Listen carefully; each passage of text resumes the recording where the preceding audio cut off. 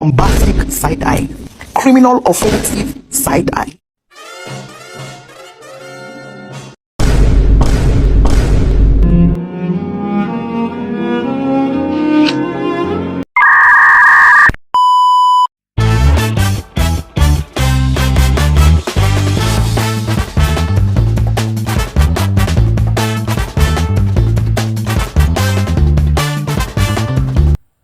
Halo semuanya, di sini saya akan membahas tentang hakikat, prinsip-prinsip dan teori yang mendasari belajar dan pembelajaran.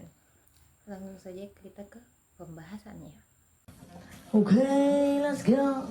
Pertama yang akan kita bahas adalah hakikat belajar. Hakikat belajar adalah proses perubahan perilaku, pengetahuan, sikap, dan keterampilan seseorang sebagai hasil dari pengalaman dan interaksi dengan lingkungan.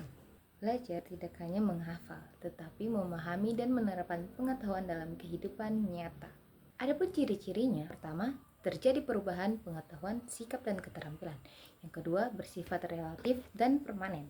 Yang ketiga, terjadi karena pengalaman atau latihan. Dan yang keempat, berlangsung secara sadar. Yang kedua adalah hakikat pembelajaran. Hakikat pembelajaran adalah proses interaksi antar pendidik, peserta didik, dan sumber belajar untuk mencapai tujuan pembelajaran. Jadi, pembelajaran bukan hanya kegiatan guru mengajar, tetapi juga melibatkan aktivitas siswa untuk membangun pengetahuan mereka sendiri. Kemudian kita next ke prinsip-prinsip belajar dan pembelajaran. Ada beberapa prinsip utama yang perlu diperhatikan. Pertama adalah berpusat pada peserta didik.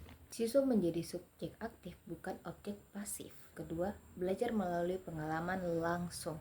Siswa akan lebih mudah memahami ketika terlibat langsung. Yang ketiga, keterkaitan pengetahuan lama dan baru. Pembelajaran efektif bila dikaitkan dengan pengalaman yang sebelumnya. Yang keempat, ada motivasi berperan penting. Keberhasilan belajar meningkat jika siswa termotivasi. 5. Ada umpan balik dan penguatan, membantu siswa memahami kemajuan dan kesalahannya. Yang keenam, ada lingkungan belajar yang kondusif, suasana yang lebih aman, nyaman, dan menyenangkan mendukung pembelajaran. Yang ketujuh, ada perbedaan individual. Setiap siswa memiliki gaya, kemampuan, dan kecepatan belajar yang berbeda-beda. Dan yang terakhir, kita akan membahas tentang teori-teori yang mendasari belajar dan pembelajaran. Yang pertama, ada behaviorisme, menekankan bahwa belajar adalah perubahan perilaku akibat stimulus dan respon. Gunakan penguatan, reward atau punishment, latihan, dan pengulangan. Yang kedua, ada kognitivisme. Belajar adalah proses berpikir, memahami, dan mengorganisasi informasi. Jadi guru mampu membantu siswa membangun struktur pengetahuan atau scaffolding. Yang ketiga, ada konstruktivisme.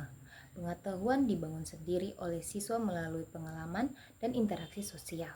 Pembelajaran berbasis proyek, penemuan, dan kolaboratif. Yang keempat, ada humanisme.